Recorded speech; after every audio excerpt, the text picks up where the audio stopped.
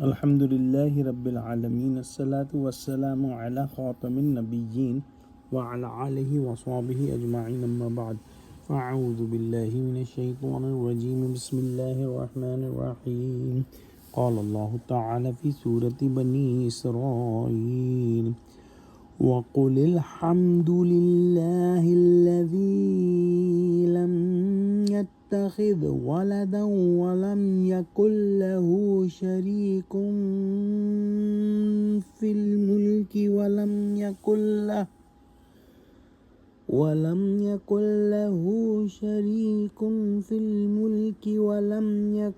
له ولي من الذل وكبره تكبيرا.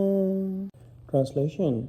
And say, praise is for Allah, the one who has not begotten a son and has no associate partner to him in his sovereignty, and nor he is helpless to need a guardian out of weakness or humbleness.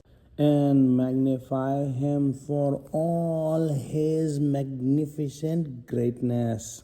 This is the final verse of Surah Bani Israel. Allah subhanahu wa ta'ala concludes by reminding us, after the mention of prayer of pure undivided devotion to his oneness, all praise and every form of excellence belongs solely to Allah subhanahu wa ta'ala.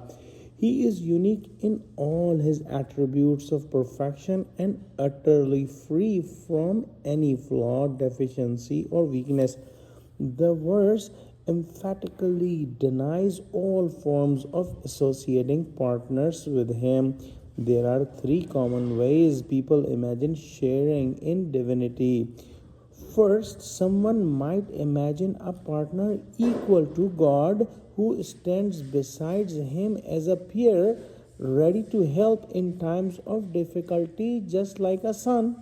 Second, one might think of a greater being who lends a hand to those weaker than himself, just like a king who is the king, but he still needs his chieftains and ministers and secretaries and so forth. And the third one, someone weak himself, that might imagine a protector who steps in out of necessity to rescue him from humiliation.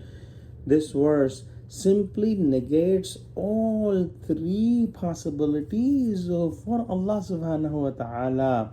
Allah subhanahu wa ta'ala has not taken a son, rejects the idea of any offspring or equal partner. He has no partner in dominion, refutes the notion of any co-ruler or any other helper for the king, and he has no protector out of weakness, dismisses the idea that he might need a helper when faced with humiliation. Indeed, Allah subhanahu wa ta'ala is free from any possibility of humiliation or weakness. Instead, we are directed to proclaim his greatness, proclaim his glory in the highest terms, acknowledging our tongues and our hearts that his essence is above any weakness and beyond any need. There is also a subtle point here. The phrase, he has not taken a son, refutes the claim of the Christians who say that, God forbid, Jesus is his son.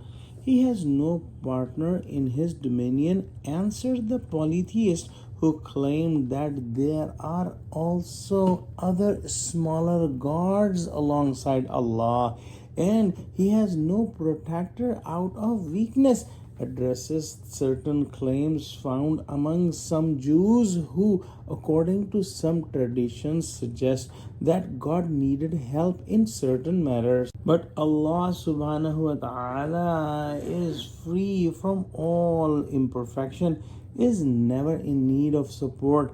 Kings might rely on friends in times of weakness, but no such scenario exists with the Lord of the worlds, with the King of the kings.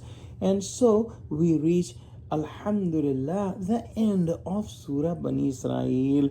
We say, with Allah's help and His gracious guidance, Surah Al Isra is complete. All praise, all thanks, and all gratitude are due to Allah. Peace and blessings be upon the one honored with the night journey and upon his family and companions.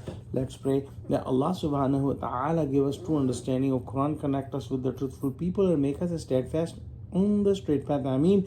Wa akhiru da'wana alhamdulillahi rabbil alameen. Wassalamu alaikum wa rahmatullahi wa barakatuhu.